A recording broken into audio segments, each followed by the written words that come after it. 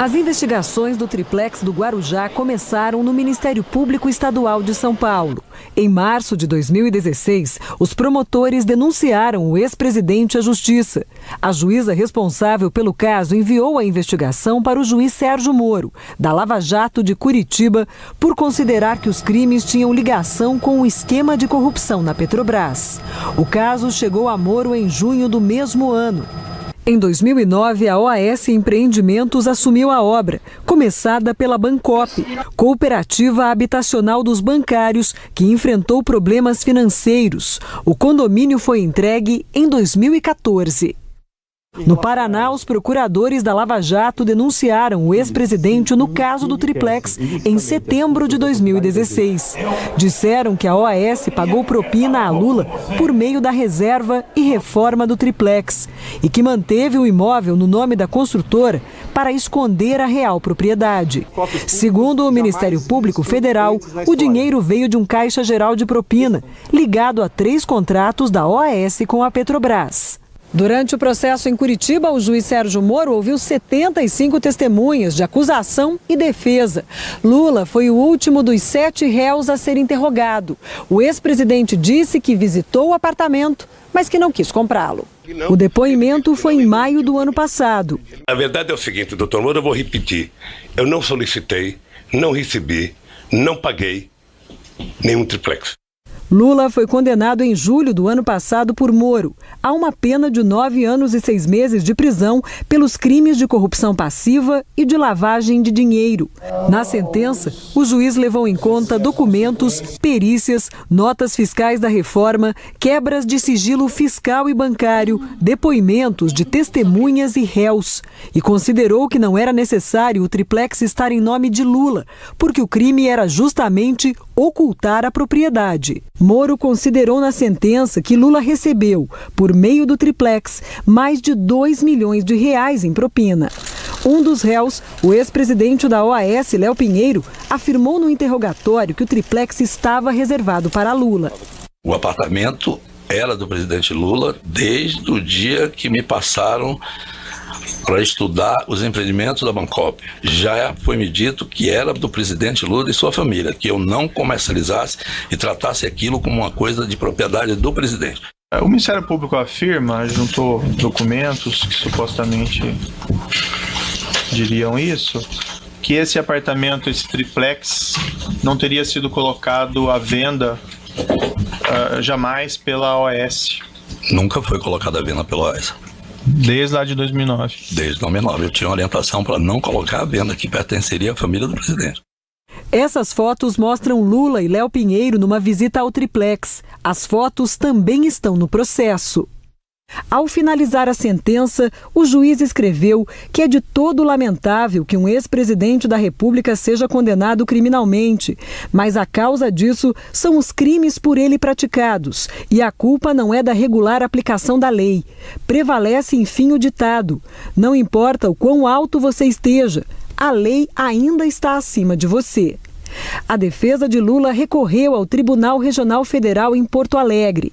Alegou que o dinheiro da compra e reforma do triplex não veio da Petrobras, que Lula não pediu qualquer vantagem indevida em razão do cargo de presidente e que o juiz Sérgio Moro negou a produção de provas, não seguiu a denúncia e se baseou no depoimento de Léo Pinheiro, que tenta acordo de delação premiada. O recurso foi julgado no dia 24 de janeiro deste ano pelo tribunal, numa sessão que durou mais de 8 horas. O relator, desembargador João Gebran Neto, e os desembargadores Vitor Laus e Leandro Paulsen consideraram que houve pagamento de propina e que existem provas. Para além da prova material, até aqui referida, a prova oral indicando que o apartamento 174, posteriormente modificado para o 64A, estava reservado ao ex-presidente. E mais, a prova indica que os recursos necessários para o pagamento da diferença entre aquilo que inicialmente foi adimplido pelo apelante e por sua esposa, agregado com as reformas, foram arcados pela OAS. O tribunal aumentou a punição para 12 anos e 1 mês e determinou o cumprimento da pena inicialmente em regime fechado. A defesa do ex-presidente anunciou que entraria com recurso. Porque é uma decisão, como eu já disse, que condenou uma pessoa que não praticou o crime. E nós acreditamos que esse resultado é o que vai prevalecer e que nenhuma medida restritiva será aplicada ao ex-presidente Lula. Um dos recursos foi apresentado ao próprio tribunal em Porto Alegre. A defesa também entrou com pedidos de habeas corpus preventivos nos tribunais superiores em Brasília. No dia 6 de março, os ministros do STJ negaram por 5-0 o pedido de habeas corpus preventivo. A defesa pretendia impedir a prisão de Lula após se esgotarem os recursos em segunda instância. A decisão no STJ foi unânime.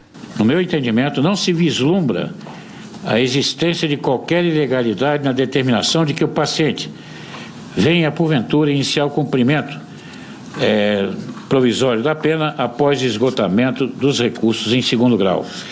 No caso, os embargos de declaração. No dia 22 de março, foi a vez dos 11 ministros do Supremo avaliarem o pedido de habeas corpus preventivo. Numa sessão que durou 4 horas, os ministros decidiram primeiro que poderiam julgar o pedido. Depois, como o ministro Marco Aurélio Mello não podia continuar na sessão porque tinha um voo marcado para um compromisso no Rio, a discussão sobre o mérito do pedido de habeas corpus preventivo, ou seja, se Lula teria ou não o direito de aguardar em liberdade o julgamento de todos os recursos, acabou sendo adiada.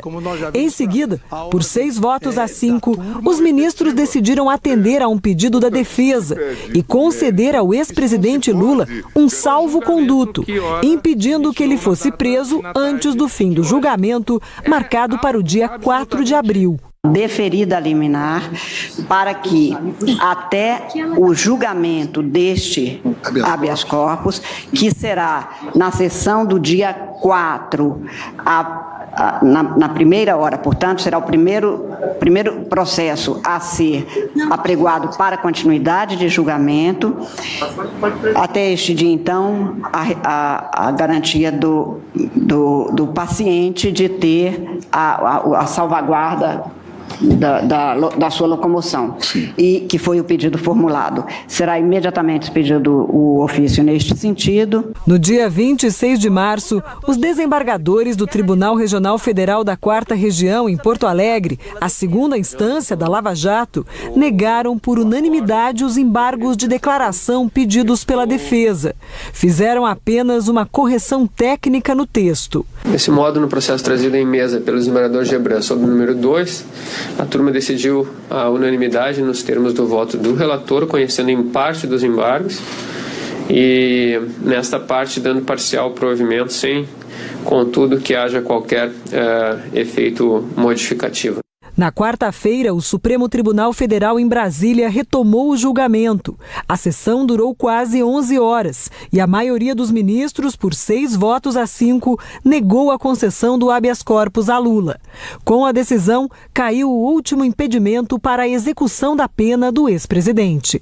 No mérito, por votação majoritária, o Supremo Tribunal denegou a ordem nos termos do voto do relator, vencidos os ministros Gilmar Mendes e Dias Toffoli, numa parte menor, e os ministros Ricardo Lewandowski, Marco Aurélio e Celso de Mello, que concediam a ordem. Esta é a proclamação do resultado.